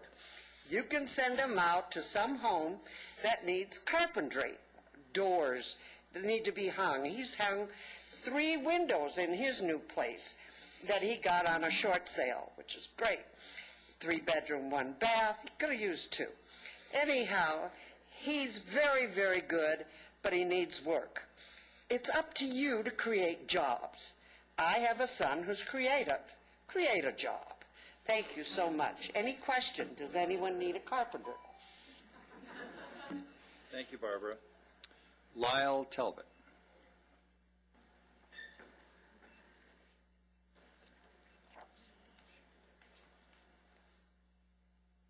And Mr. Talbot, thank you. Respectfully, if you could remove your hat because of the American flag. I was going to. Thank you. You saw my hand in motion. No, I was actually looking down at your card, so. I'm here to talk about the parking at the Beck's restaurant. Attracts several hundred people at a time. Postage stamp parking lot behind it. And customers are not going there because they're being targeted by city officials to tell them they'll be towed if they park in the wrong spot there. I'd like to know what the parking requirements are for an establishment that size, and you took the parking lot behind it and looked like you favorably gave a permit to build those apartments for the people back there. Point number 2, Section 8. I would like to see the city publish a list of the real owners, the real estate owners of the Section 8 homes, and the names of the people who hide behind the property management groups who sell those or rent those out. And I think some members of this body here own some of those Section 8 homes and are profiting favorably from them. Number 3, General Fox, on your next generation of honoring people along the boulevard, I wish you'd consider General Fox.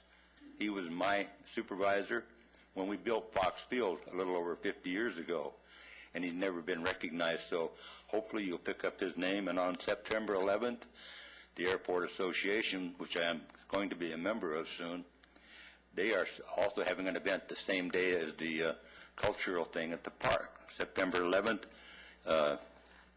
Please come out. On the Palmdale Power Plant, I'm now going to have my DCAP hat on. That's Desert Citizens Against Pollution. And I'd like to know, this issue had been postponed from July 13th to the 27th to August 10th, I suppose August 24th. We'd like to know what's going on as a member of DCAP and one of its officers. We feel that the city should intervene. The city should intervene in this issue with Palmdale Power Plant for the protection of the health and safety of the people of Lancaster. And 5, I have suggested appealing to the Hispanic community that you offer them some kind of an incentive to come forward and report crime in their communities. I know Los Angeles Police Chief says that's a problem for him. Offer an incentive, and you might get some criminal activity that goes unreported. And the lady who spoke about her massage parlor, I can say that I've been there, and that's a clean establishment. And my good friend, Dr. Patricia Grogan, is also a customer there.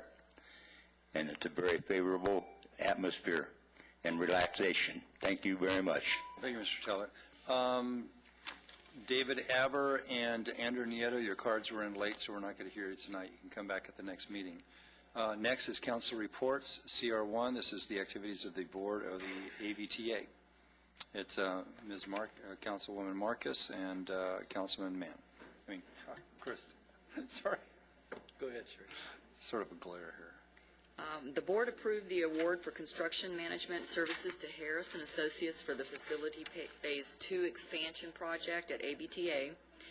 The board authorized the executive director to enter an agreement with Moore and Associates for the development and implementation of the mobility management program.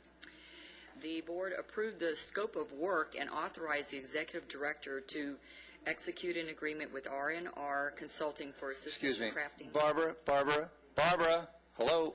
Could you please leave staff? We're in the middle of a meeting. They'll talk to you at the break or some other time. They have phone numbers too. You can call them on the phone, okay? Thank you. And that did make me think that maybe next time we should talk to ABTA and somehow drum up some new paint for the old blue bus stops. I think that those need to be repainted. You know, Mark actually personally picked those out. So. Did you really? That was why I didn't get a merit increase one year. Okay, any other agency or council comments? I did want to talk about the presentation that was given to us, and is it get right, CB Richard Ellis. A couple of things that they did say is that talking about how you get a plan, but if it's not implemented, what good is it? That was a very great presentation, and it did showcase Lancaster. And I remember telling Mr. Bozegan recently that we needed a Soaring Over Lancaster video. And we had one tonight. That was pretty good. I was really appreciate that. It was a great job. I look forward to hearing more about it. The other thing was that there was, I don't know if now's the time to bring it up, but there was something that happened at the fairgrounds, or started at the fairgrounds this morning, that you'll be hearing more and more about. Our deputies did a great job, and the main gist of that is that Lancaster is becoming a very safe place to live, and our citizens are stepping up and they're helping our deputies and being the eyes and ears on the streets. The other thing is, with this presentation that was given tonight, it made me think how I had said from the beginning when I was campaigning also, was that we needed to get this place safe, and then we could make it look good. And I think we're well on the way, and that's been a short period of time too. So thanks, very much thanks to Sheriff's Department here in Lancaster, as well as Palmdale, and all our deputies did a great job. Thank you. Mr. Christ, anything? I just want to thank the deputies. There's a little over 400. They took out the leadership of a gang today, and it proves, I heard someone say today that it proves not if we're going to target you, but when. So it was just a great statement by a sheriff that, you know, it let the gangs know that we are going to go after them. I just thought that was great. That's good.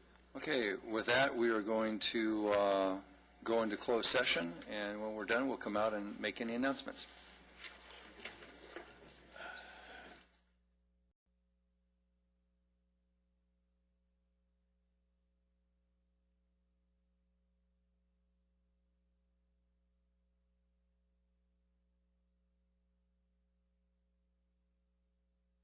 We're back in session.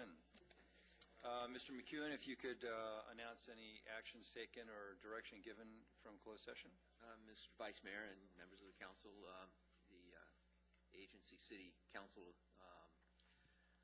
met in closed session under Government Code Section 54956.9A concerning the Antelope Valley groundwater cases. Each of the cases is listed in detail on the agenda.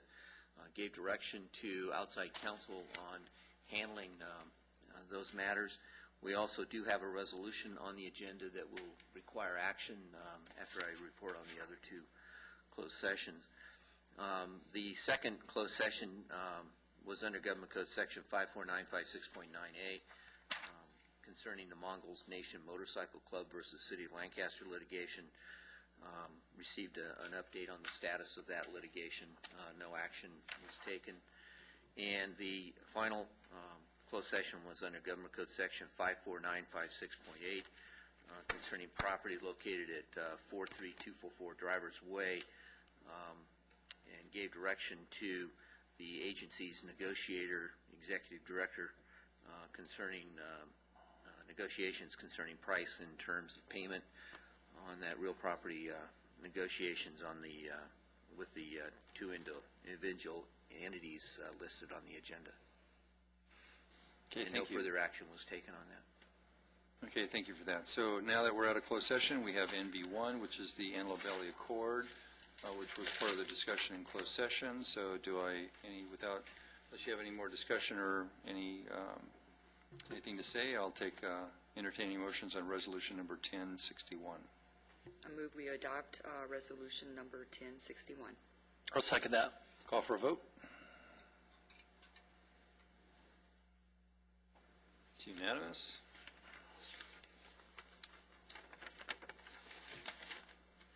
Without anything else, we are now adjourned until Tuesday, August 24th, 2010 at 5 p.m. Thank you.